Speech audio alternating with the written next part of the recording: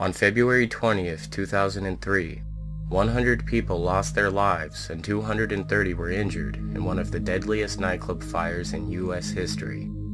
The fire was caused by pyrotechnics that were set off as the band Great White began to play its opening song. The illegal indoor use of outside fireworks led to the igniting of highly flammable soundproofing foam in the walls of the stage. Within 30 seconds of the fire starting, the entire stage was engulfed. Most of the 462 occupants ran for the narrow hallway of the front entrance. The entryway soon became packed with terrified people all trying to leave at once. Some were trampled to death as the frightened crowd tried to escape the smoke and flames that were closing in behind them. In the chaos, the front door became a tangled mess of bodies as dozens of people piled on top of each other in a frenzied attempt to flee. Within 5.5 minutes, the entire club was engulfed in flames and hundreds of lives were lost and ruined. During the investigation, it was concluded that a fire sprinkler system would have contained the fire long enough for everyone to escape. Because of the building's age and size, it was thought to be exempt from sprinkler system requirements.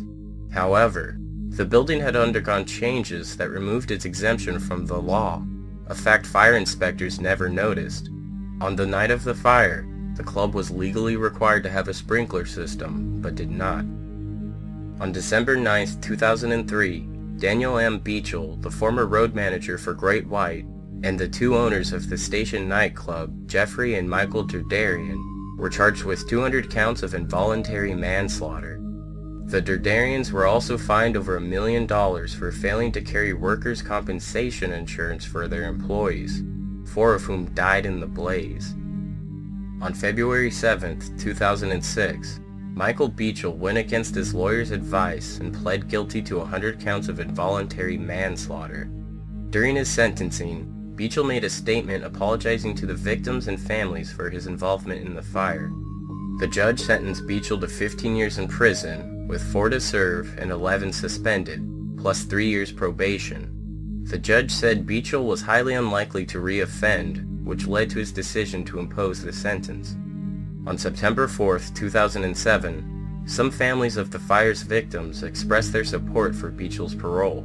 The state parole board received approximately 20 letters, the majority of which expressed their sympathy and support for Beachel, pointing out that it was Beachel alone who stood up and admitted responsibility for his part in the horrible event. He had also sent handwritten letters to the families of each of the 100 victims. Beachel was released from prison on March 19, 2008. Following Beachel's trial, the station owners Michael and Jeffrey Derderian were scheduled to receive separate trials. However, on September 21, 2006, Superior Court Judge Francis J. Darrigan announced that the brothers had changed their pleas from not guilty to no contest, thereby avoiding a trial.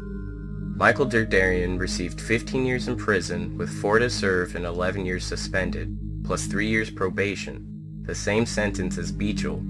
Jeffrey Derderian received a 10-year suspended sentence, 3 years probation, and 500 hours of community service. In January 2008, the parole board decided to grant Michael Derderian an early release. He was scheduled to be released from prison in September 2009, but was granted his release in June 2009 for good behavior.